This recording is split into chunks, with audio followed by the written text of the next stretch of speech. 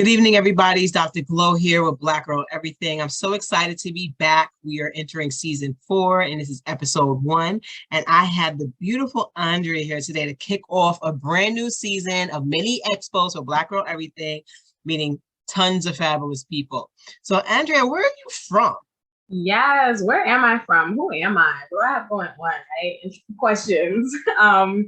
So my name is Andrea, for those of you who don't know me, and I am from the Bronx, New York. I was actually born in Queens and moved over to the Bronx before I can remember, when I was about 6 months old, and I've been here since. I'm Bronx.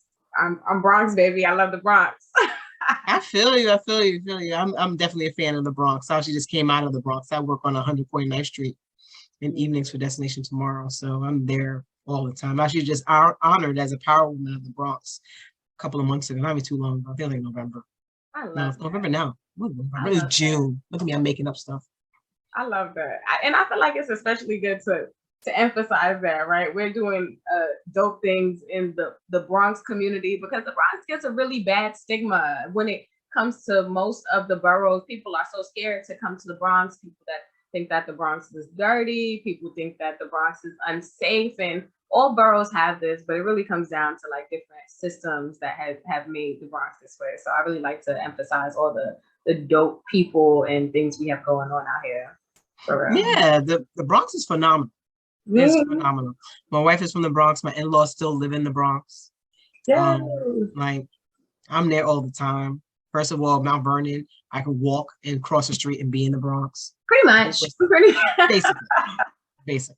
So we're very close, and our cultures really emanate each other. So it's not that big of a difference. But we're here today to talk about you and your business and kind of get to know who you are and all this cool stuff. So please tell me, what is the name of your business?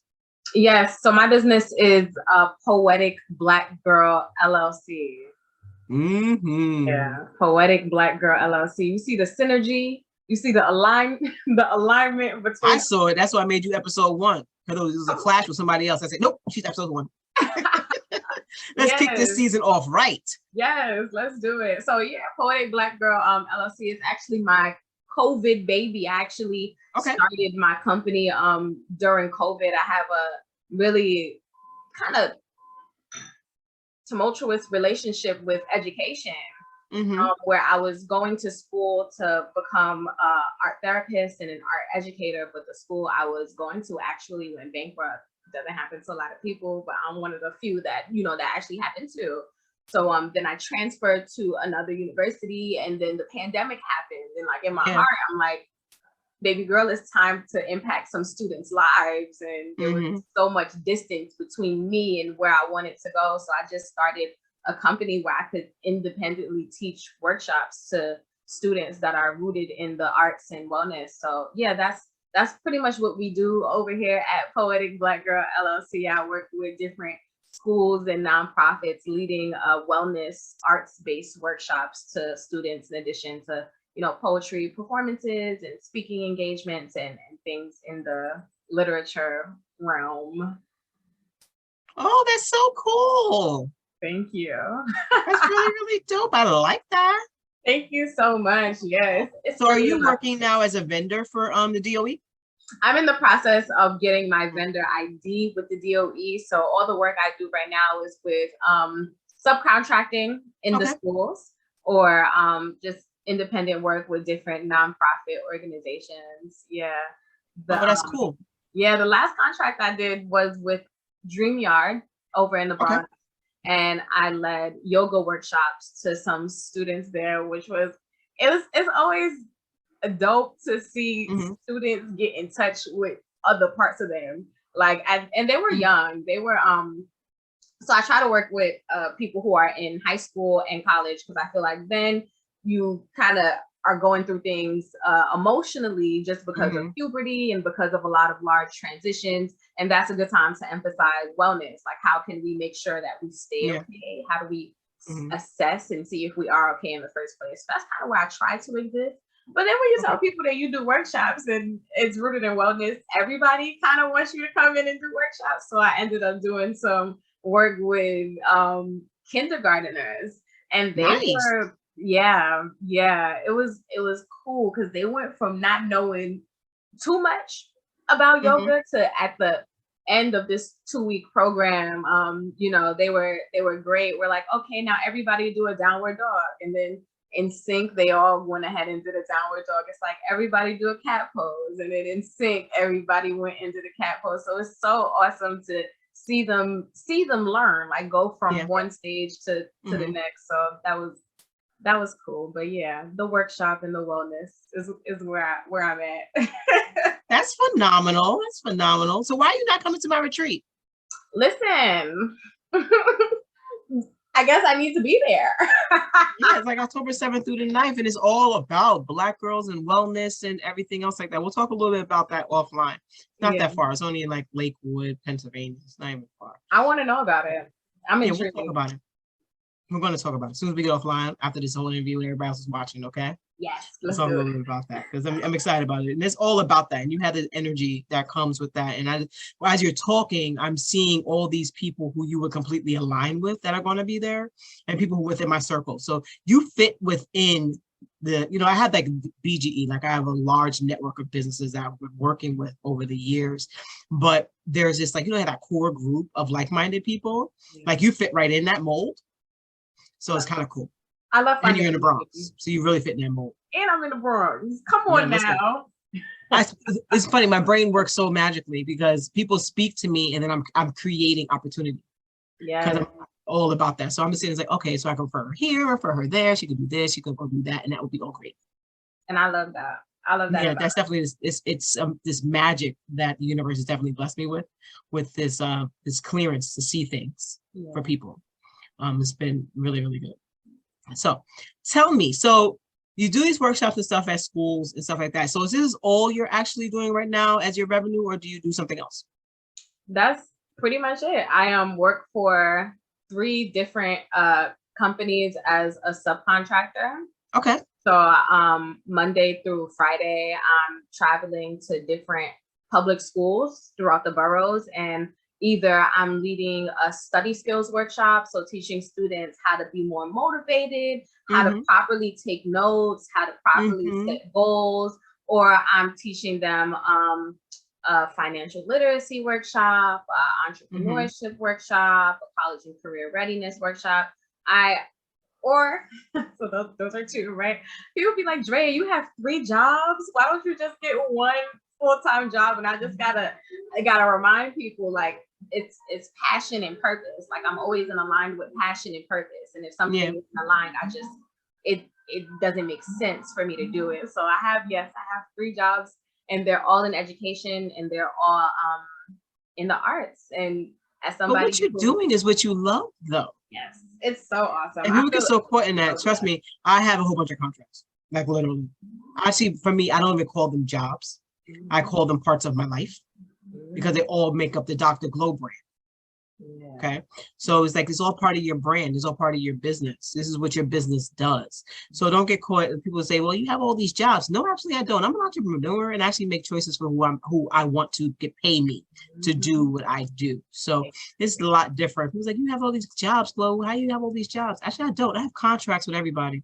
Yeah. And I can choose not to have those contracts and get other contracts. There's a difference. I'm not tied down anywhere because everything I do is because I actually choose to, not because I have to.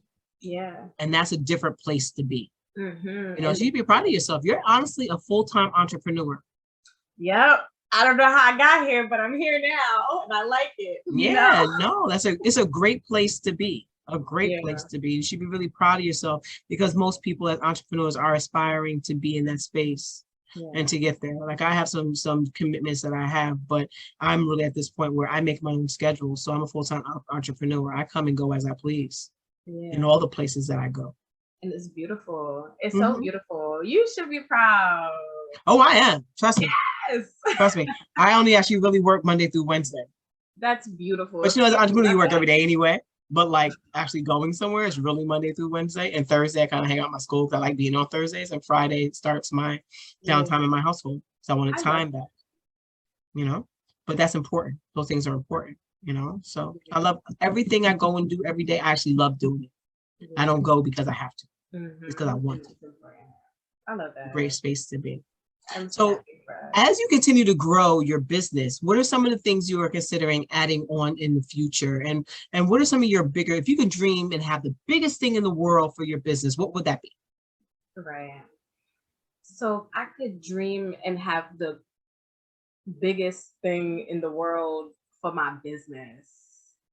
It would probably come down to a community center that where different contractors could come in and lead workshops in their area of expertise for the people inside of the community in the Bronx. So it would be in the Bronx.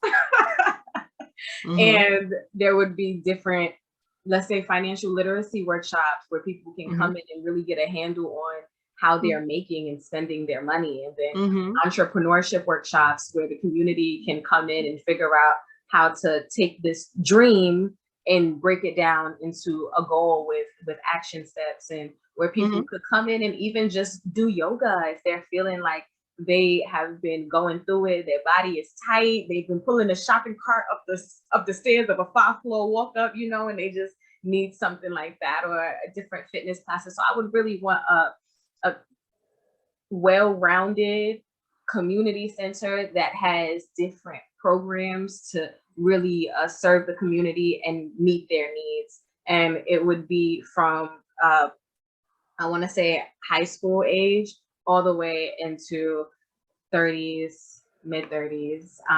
Yeah, that would pretty much be where it's at. It doesn't seem like it's, you know, a big dream because people have created community centers, but for me, it's a big dream because I'm, you know, still just in the classroom. So when I think further down the line and how I really want to have impact and pour into my community so that they could pour into their families, and their families could go and then pour into their jobs and their schools and their environments. It really does come down to, most things come down to community for me, and being able to just build those connections and you know, cultivate the space for us to do the things. Yeah. So we're the same person. So you are me, and I am. Yeah, we are the same person. Currently at Destination Tomorrow is exactly what I do: financial literacy, entrepreneurship, college readiness. Look at that. Health and wellness is just a lot of the things we're implementing over there. So I do a life skills course as well. Yeah, and job readiness. So yeah, we're the same person, and we have like, and so like my educational enrichment program over there is completely all those things about education. Wow. And I service youth all the way through. I have my oldest clients in their 60s. So I do GED prep and everything, and it's mainly geared towards the LGBTQI community. But we are a people safe space, I like to call it, because everybody's welcome. But, you know, you got to be okay with the queers because that's where we're at. Yes. I need to come visit and volunteer. Oh, listen, I was going to talk to you about that because I need some help. Let's go. Listen, it's a lot. Trying to get new clients and stuff in and all this programming. It's definitely amazing. So your biggest goal thing is, so would you want your own building? Yes, I would. Yeah. I would want to own the building, baby. Sorry. That's what I'm talking about. Own the building. Nobody got time. So somebody can't say you got to leave. Yes, I will own the building. The gate, like that pulls down, would have like dope art on it that has like poems. When you walk into the space, it would be really vibey. It would smell like eucalyptus. You know, it would have like nice fur rugs, like a chill healing room where you could just go in, plop on a beanbag chair, read some books. It would just be really dope. It would be really dope, and just no matter what type of day you're having, it will be the space where you can come in and find something to enhance your day a little bit more. No matter what type of day you're having, you can come in and make it a little bit better. Do whatever you want. Like, yeah, so yes. I feel that's really interesting. So let's backtrack a little bit, right? Yes. So now we're talking about where you want to go or where you want things to be. So now you say you were in art therapy and stuff. I love art therapy, and the concept of art therapy is incredible. I love it completely. So are you entertaining going back to school? Yeah, right now I'm in online programming. I'm building my business. Yeah. It was such a big deal for me when I was just finding out, because I went to college. The first college I went to, I'll give you like a little more background on my history. So the first school I went to was the College of New Rochelle. Okay. I'm sorry, Dominican College in Orangeburg, New York. And that was me fresh out of high school. And, you know, it was the first time I had actually left home. My mom has always been like really, you know, stay home where I could see you and everything is very protective. So it was my first time leaving away for school. And that transition was so rocky on me. My parents were splitting up.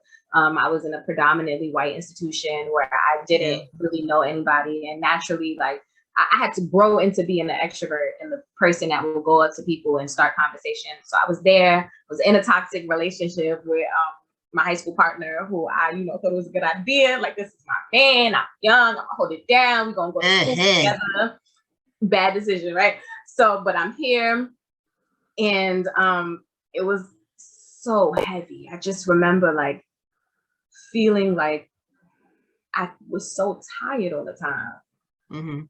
I was just so tired, and from it being tired, I'm arguing all the time with somebody, and I'm not really sure why we having these arguments. I'm crying myself to sleep. I'm calling my mom and telling her like I really miss her, but not really telling her. It was just a lot. So I'm struggling with depression and anxiety in my freshman year of college, and it was too much. So I actually ended up leaving college to come back home and just like get through some stuff. So I came back home. I'm working as a waitress now, and I'm seeing all my homies and my homegirls on Instagram and Facebook living their very best lives. And their freshman year, they finishing, and I'm like smelling like chicken every day, and I'm like, I hate this, right? So I'm like, what do I need to do? What do I need to do? So for me, whenever I was going through things, it always came back to art and to community.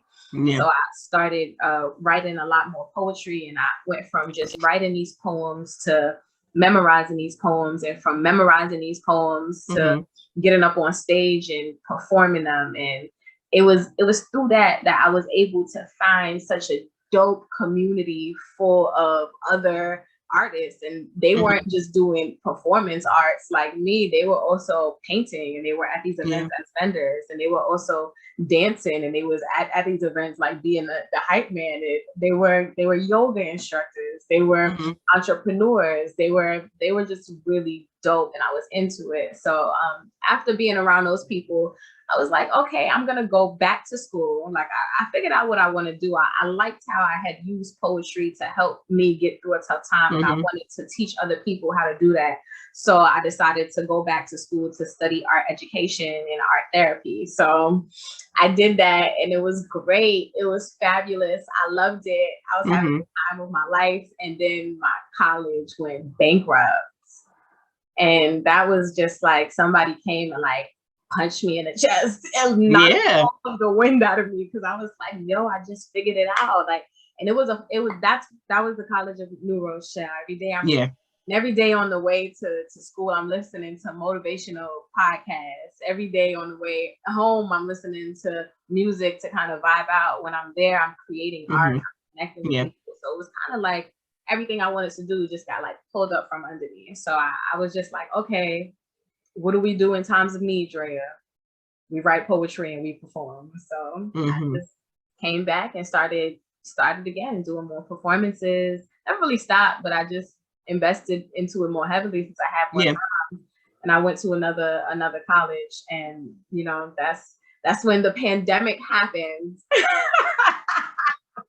I went to another college, and I was there for half a semester, and then everybody got those emails saying that, you know, there's actually a virus going on and we're going to be shutting down the schools. So now I'm in my third college. I'm looking around like, what am I supposed to do? Like, I'm really just trying to, you know, educate people, help them with art. So then I came home, and I was like, I think I just need to do it anyways. I think I know enough now. I think I am enough. I think I deserve it. I think it's mine already. So I started Poetic Girl LLC, and yeah, but the online classes have been really helping to fill the gap because although I'm not in school, I love education. That's why I do the things I do. So yeah, I hope that answered your question. No, I just really wanted to hear the story behind it, because what it is a story of resilience, ultimately. And for you to go through this process and keep on getting knocked down for different reasons, you kept getting up. And a lot of people don't get up sometimes. They kind of get knocked down, they stay down. And there's the people who just like tape themselves to the floor.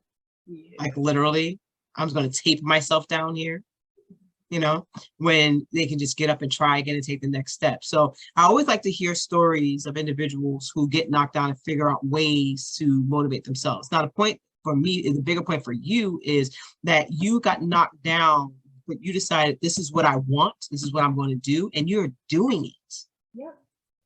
Yeah. And this is without a degree. Yeah. You know, a lot of people get caught into, well, I ain't going to school or nothing. Yeah, you better figure out something.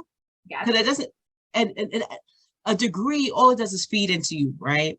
You pay a lot of money for somebody to tell you something. Yeah. Like, and I have a doctorate. So yes, I paid a lot of money. And I'm still paying a lot of money for people to have taught me something, right? But I made gains along the way. But my life experience has probably been more, the things they gave me, I could have read the books myself, ultimately, right? But I got something out of this. But the point is that you're doing it, and you're an inspiration to some people, because college is not for everybody either. And that's a big thing. And being an entrepreneur might be somebody's dream, or even for parents who are on this kick that, oh, you got to go to school, you got to go to school. And for our community, sometimes we need to provide a plan B or plan C, or really focus on individuals' creativity, because creativity brings life. So if we're sitting there feeding into people's creative sides, you're going to feed into the best parts of them, and it's going to bring life in them. And when people bring life within themselves, they bring life to the world. So it's all that goes, and you're clearly that in practice. Yeah. Yes. Ultimately, yes, you prove my point. You said it. Yeah. College isn't for everybody, and some people get so wrapped up in and you know, when you're in high school, they want you to go to college so that the numbers of the school looks good. Like this percentage of students like went to college. So that's the main driving force. Like, how can we get you to graduate and go into college? But the reality is, like, some people might be better off doing trade school, and it's more in alignment with what they want to be in their futures. And some people might be better with a 2-year opposed to a 4-year college. So with me, I think it's really important to clearly outline all of the different options that people have to get to success. And I'm definitely not anti-college. I'm actually really pro-college if you go ahead and use it and network properly. But there's so many people that's wrapped up in their heads about the degree thing. And I was one of them. I'm like, when I initially started pitching to businesses, I'm like, well, what if they tell me, like, since I don't have a degree, I can't work with their students? And it really held me back. And then I had to just do it anyways, because it was like, if they're going to say no, they're going to say no. And what did you lose? At least now they know what you do. So I did it scared. I got over the imposter syndrome, and I realized, like, we're all humans having a human experience, and we can design it to be exactly how we want it to be. You don't need everything that, you know, people say we need. So it's pretty cool. I'm really enjoying my life. You should be enjoying your life, because your life is quite fabulous, and what you're doing is completely amazing. Thank you. You know, and you're really paving the way for what your future is going to bring, because the more you keep moving forward, the better off it's going to be, ultimately. Yes, keep taking those steps, continuing to take those steps. I just got accepted recently into this program called Communitas America, which is pretty much a business incubator program. So it's a 3-month accelerator program where you meet 2 times a week. Actually, right before we hopped on this Zoom call, I had got off another one. But you meet 2 times a week with business mentees, and you really go in depth about how you can get your business to the next level. And you're in a cohort with different social entrepreneurs. So there's somebody who is trying to open the second bookstore in the Bronx, because in the Bronx we actually only have one bookstore, which is quite pathetic, right? There are people who are really also into the financial literacy workshops. There's this guy, he's actually aiming to build a salsa museum in the Bronx, and it's just a cohort of us. Oh, that's cute. Like, yeah, I can't wait. I told him I can't wait to go dance and make TikToks. I'm the one making TikToks at the function. Yeah, that's kind of cool. That's kind of cool. I think that part is kind of dope. That part's kind of dope. I said to my wife, I just want to go dancing. Like you watching movies, or back in like the 80s and 90s, like people, they were able to go dancing.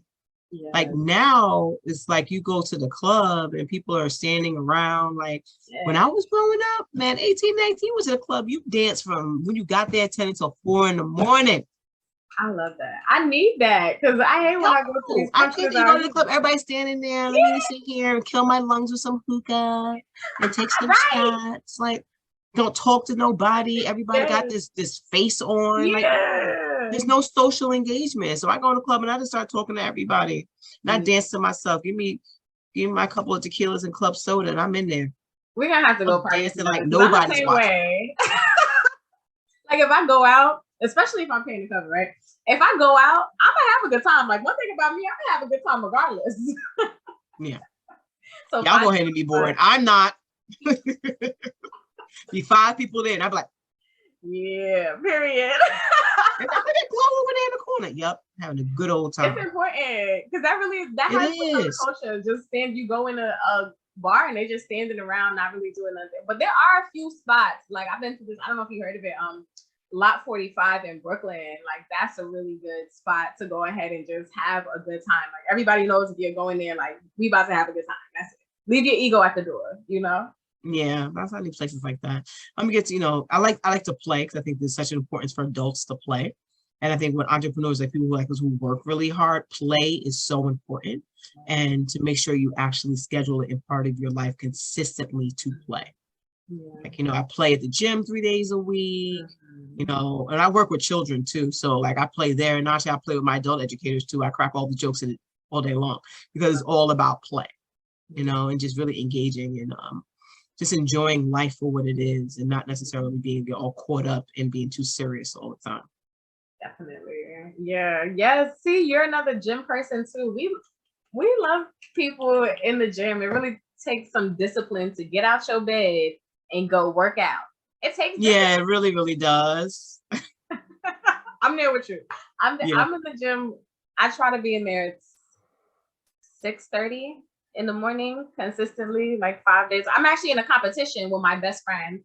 We're like the personal development girls, personal development besties. So we're in a competition of whoever is in the gym more consistently doesn't have to pick up the tab for the tickets at the next networking event.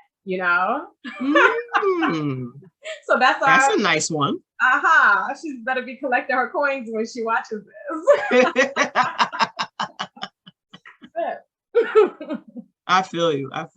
So if people want to contract you for all these amazing things, that they want to honestly just to follow you and to see what your message is and everything, how can they get in contact with you? Of course. I am available on Instagram. Instagram is kind of where I just pop, and it's going to be at Poetic Black Girl. And it's spelled exactly how it sounds, except instead of GIRL, it's actually GURL, because I got flavor and soul. That's what I'm talking about. But my website is www.andreakAugustus.com.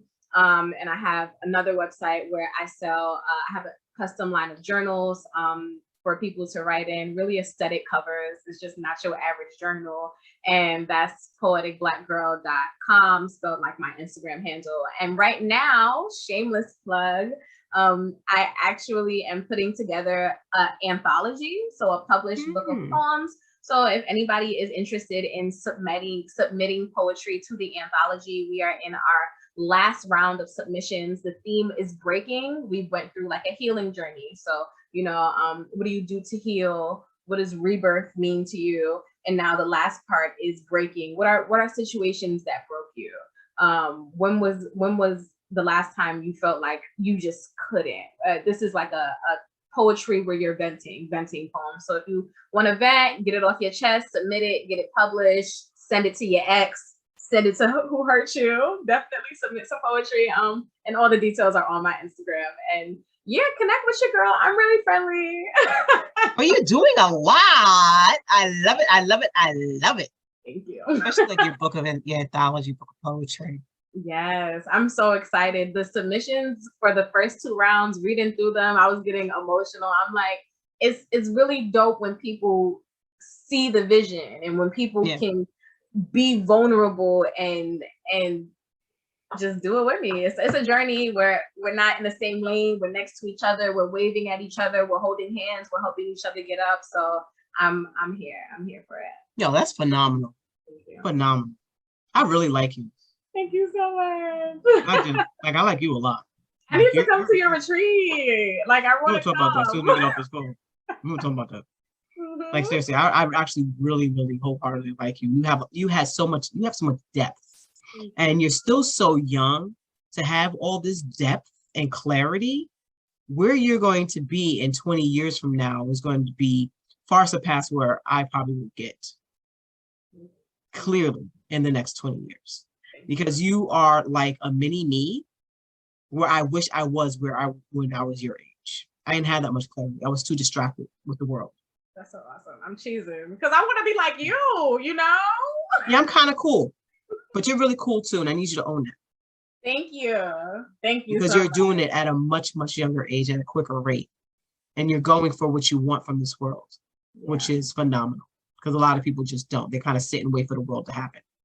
But you're going for it, and you should be. You're definitely an inspiration to the world. You need to stand on the rooftops and own that I'm great and I'm a good person to know. That's my new statement. I tell people all the time. You want to know, like, I'm amazing, and I need you to walk through these streets feeling like people want to know you because you have a lot to offer. I love that. I love that. That was so affirming to me. I appreciate you, Dr. Gurl. Yeah, you should definitely do that. So, it's great. Well, we're going to talk a little bit after, but thank you to everybody who's viewing today. They know how to follow you. You'll actually be on the Black Girl Everything YouTube channel, listed as one of our videos. They could tune in and check you out anytime and find all your information will be in the information system on the bottom and all that other cool stuff. Okay, so say bye to the viewers. Adios, mi amigo.